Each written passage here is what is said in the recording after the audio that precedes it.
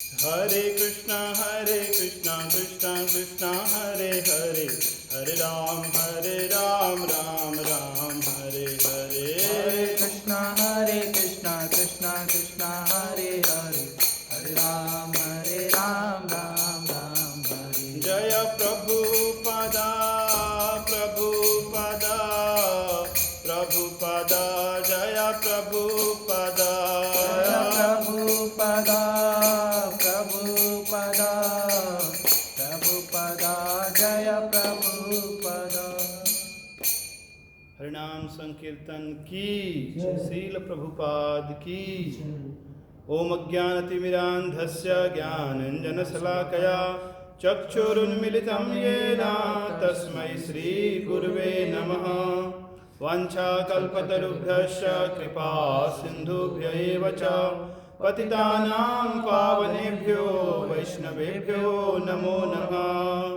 श्री कृष्ण चैतन्य प्रभु नित्यानंद, श्री अद्वैत गदाधर श्रीवासादि गौर भक्त वृंद।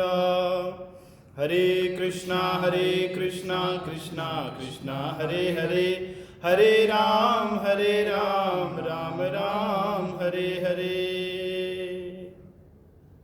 श्रीमद् भगवद गीता अध्याय 5 श्लोक क्रमांक 6। संन्यासस्तु महाबाहो, संन्यासस्तु महाबाहो, दुःखम आप्तुम अयोगता, आप्तुम अयोगता। योगयुक्तो मुनिर्ब्रह्मा, योगयुक्तो मुनिर्ब्रह्मा, न चिरेणा अधिगच्छति। न चिरेणाधिगच्छति। संन्यासस्तु महाबाहो, संन्यासस्तु महाबाहो, दुःखम आप्तुम अयोगता, दुःखम् आप्तुं योगता। योगयुक्तो मुनिर्ब्रह्मा, योगयुक्तो मुनिर्ब्रह्मा, न चिरेणा अधिगच्छति। न चिरेणाधिगच्छति। कृपया पीछे दोहराइए। संन्यासस्तु महाबाहो, संन्यासस्तु महाबाहो, दुःखम् आप्तुं योगता, दुःखम आप्तुम अयोगता। योगयुक्तो मुनिर्ब्रह्मा, योगयुक्तो मुनिर्ब्रह्मा, नाचिरेणाधिगच्छति। न चिरेणाधिगच्छति। भगवान इस श्लोक में कहते हैं संन्यासस्तु महाबाहो, कि इस संन्यास की बात है कर्म संन्यास की बात। पीछे भगवान ने कहा कि दोनों एक समान है, क्योंकि दोनों से एक ही फल की प्राप्ति होती है। फिर भी जो कर्म योग है वो विशिष्ट है। क्यों विशिष्ट है उसका कारण भगवान बताते हैं। दुःखम आप्तुम अयोगता, जो व्यक्ति भगवान से युक्त हुए बिना, कर्म योग से जुड़े बिना यदि संन्यास लेता है केवल, तो ऐसे संन्यास से उसके जीवन में महान संकट आते हैं। केवल दुख और दुख प्राप्त होता है, क्योंकि अभी चेतना उसकी निर्मल नहीं हुई है। अभी उसने संन्यास तो ले लिया, कर्मों से संन्यास ले लिया, अभी कोई कार्य नहीं करता, एकांत में बैठा रहता है, चिंतन मनन करता है, लेकिन वो आध्यात्मिक रस की अभी अनुभूति नहीं हुई। तो ना तो आध्यात्मिक रस मिला उसे, और उसने ऐसे ही भौतिक कार्यों को ऐसे बंद कर दिए हैं उसने। तो ऐसे व्यक्ति की पतन की संभावना अधिक होती है। कि व्यक्ति जब संसार में सक्रिय रहता है तो सक्रिय रहना बिल्कुल स्वाभाविक है, यह आत्मा के लिए नेचुरल है, सहज है। भगवान गीता के 3 अध्याय में कहते हैं, नहीं कश्चित क्षणम अपि जातु तिष्ठत्य कर्मकृत। एक क्षण भी व्यक्ति बिना कोई कार्य किए नहीं रह सकता है। तो कार्य ही अवसह, उसे विवश होकर कार्य करने होते हैं।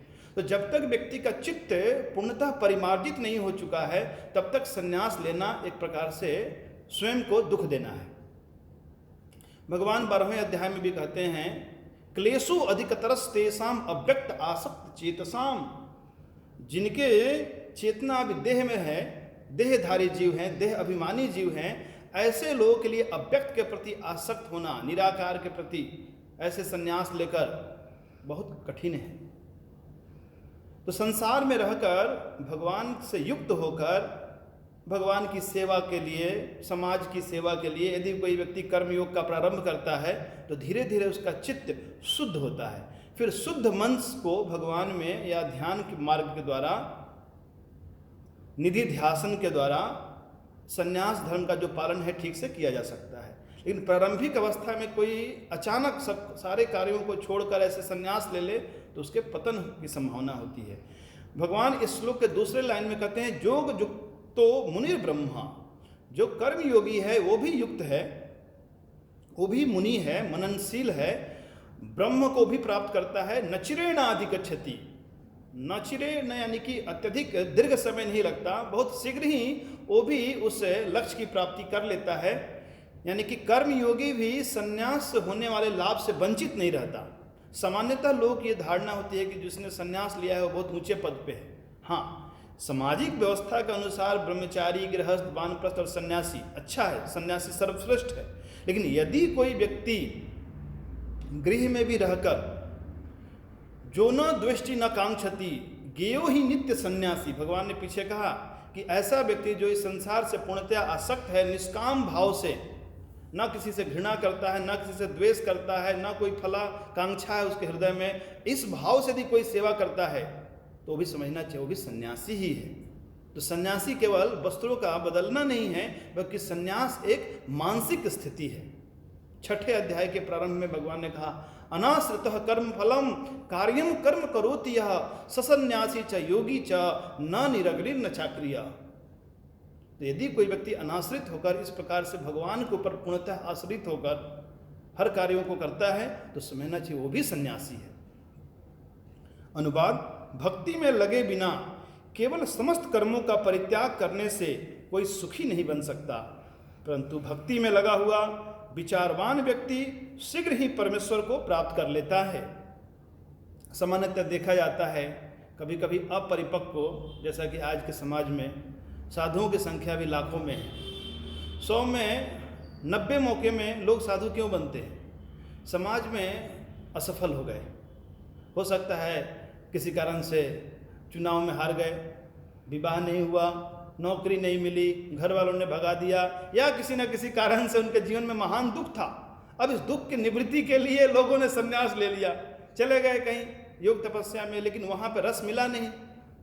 तो ऐसी एक कथा है कि एक साधु चला गया हिमालय की तराई में, हिमालय की घाटियों में जाकर तपस्या करने लगा। 15 वर्ष उसने व्यतीत कर दिए।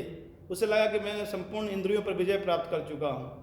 नीचे उतर के आया कुंभ मेला में। कुंभ मेले में बड़ी चहल पहल थी, किसी ने उसके पैर पे पैर रख दी, वो आग बबूला हो गया, क्रोधित हो गया, बोला अंधे हो गया, दिखता नहीं। इस प्रकार इतनी ग्लानि से भर गया। बाद में हालांकि उसे पश्चाताप हुआ कि देखो मैंने 15 वर्ष तपस्याएं की, मैं अपने इंद्रियों पर विजय प्राप्त करने का प्रयास किया, लेकिन एक दिन में मेरी सारी तपस्या मिट्टी में मिल गई। तो कहने का आशय है कि जब व्यक्ति संसार में रहकर क्रमशः आध्यात्मिक उन्नति करता है तो उसका परीक्षण होता रहता है। संसार इस प्रकार से निर्मित हुआ है कि व्यक्ति को कई थपेड़े सहन करने पड़ते हैं। तो अपने क्रोध के ऊपर विजय प्राप्त करता है, काम वासना के ऊपर क्रमशः विजय प्राप्त करता है। ईर्ष्या, द्वेष, वैमनस्य जो रोग हैं, मूल रोग हैं, संसार में रहकर लोग उसे धीरे धीरे शुद्ध बना देते हैं। जैसा कि एक पत्थर है तो अनगढ़ा पत्थर है, तो उसको ठोक ठोक कर जो मूर्तिकार है उसको वहाँ से एक अच्छी मूर्ति निकाल लेता है।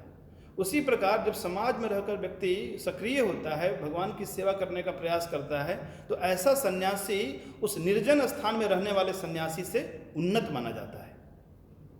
नहीं तो कभी अपरिपक्व अवस्था में किसी ने ले लिया, ऐसे सभी कर्मों का त्याग करके बैठ गया कहीं एकांत में, कहीं आश्रम में, और वहाँ बैठकर चिंतन कर रहा है, अच्छा होता यदि मैं बॉम्बे चला जाता, अच्छा होता कलकत्ता का रसगुल्ला मिल जाता खाने को।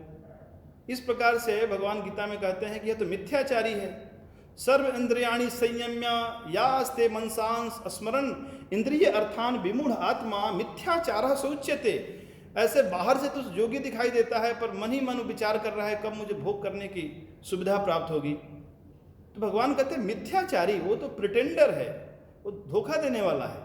लेकिन इसके ठीक विपरीत यदि कोई व्यक्ति ईमानदारी से घर की गृहस्थी में भी रहते हुए प्रभु का स्मरण करता है, हो सकता है वो कलकत्ता में बैठा है लेकिन राधा माधव का स्मरण कर रहा है मायापुर में, या वृंदावन के राधा श्याम सुंदर का स्मरण कर रहा है, तो वो भी श्रेष्ठ है। तो मुख्य बात यह है, ना तो संन्यास आश्रम उन्नत है, न गृहस्थ आश्रम निकृष्ट है। कौन व्यक्ति किस आश्रम में रहकर अत्यधिक भगवान से अनुरक्त हो सकता है, भगवान की सेवा कर सकता है, उसके लिए वही आश्रम श्रेष्ठ है। हरे कृष्णा कृष्ण कृष्ण हरे हरे, हरे राम राम राम हरे हरे।